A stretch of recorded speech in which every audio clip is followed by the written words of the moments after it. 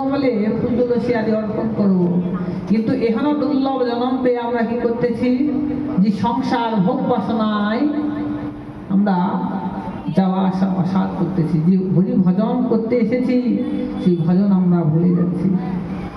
আবারও প্রশ্ন রাখলেন যে শরণাগতি হওয়াই জীবের একমাত্র কর্তব্য বা করণীয়।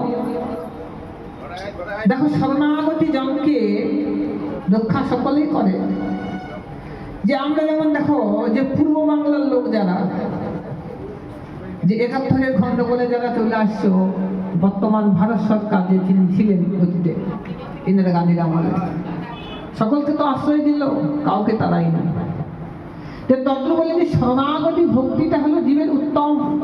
কিছু না জানো, কিছু না করো, আত্মসমর্পণ করো, হে না তুমি আমার, আমি তোমার হলাম। তোমার নিত্য দাসময় তোমা পাশরিয়া পরিয়াছু ভবার নবে মায়াবদ্ধ হইয়া, প্রেমধন বিনামোর দরিদ্র জীবন দাস করি বেতন স্বরূপ দেহ প্রেমধন।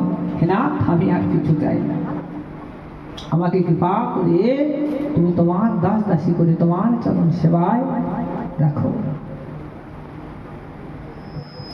দ্বিতীয় প্রশ্ন আবার জিজ্ঞাসা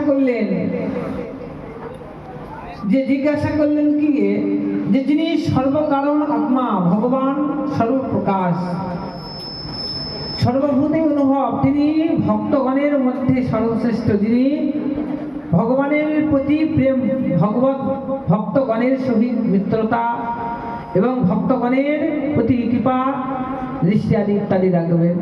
বলি ভগবানের ভক্তের লক্ষণ হওয়া কেমন?